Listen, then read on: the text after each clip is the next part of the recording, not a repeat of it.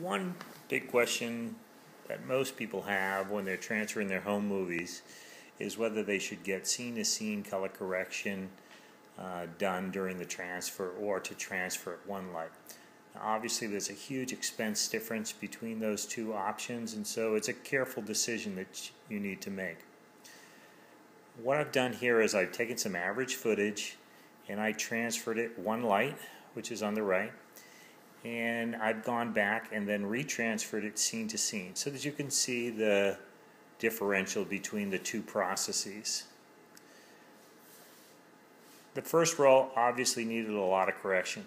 Now that we're into this roll, you can see that the one light transfer produces just as good a picture as a scene to scene picture when the exposure is perfect on the film.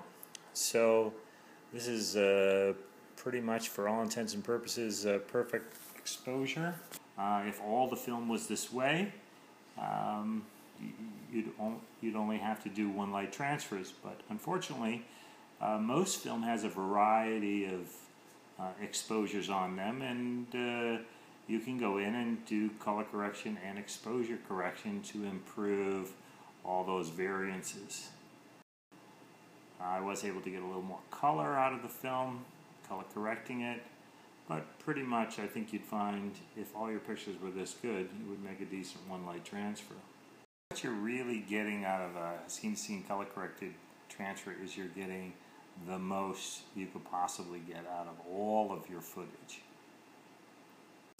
And here's a slightly dark scene that we were able to push up a bit exposure wise so you can get a little bit more detail out of the picture. Obviously, if there is no image there, you can't create it.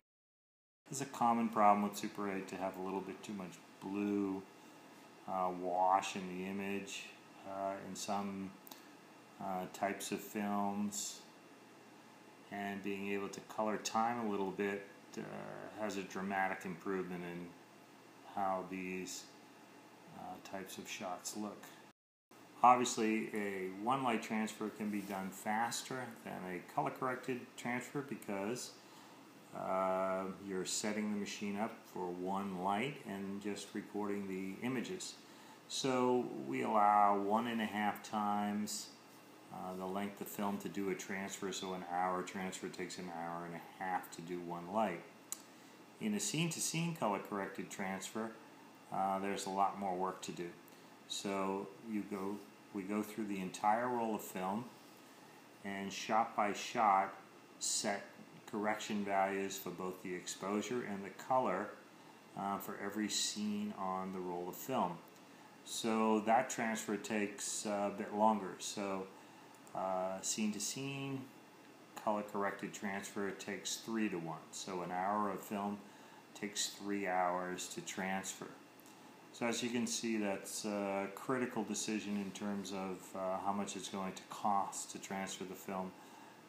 Scene to scene is going to cost double what one light transfers are going to cost.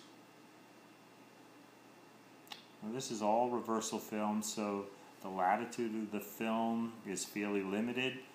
So it oftentimes makes a beautiful picture with a one light transfer.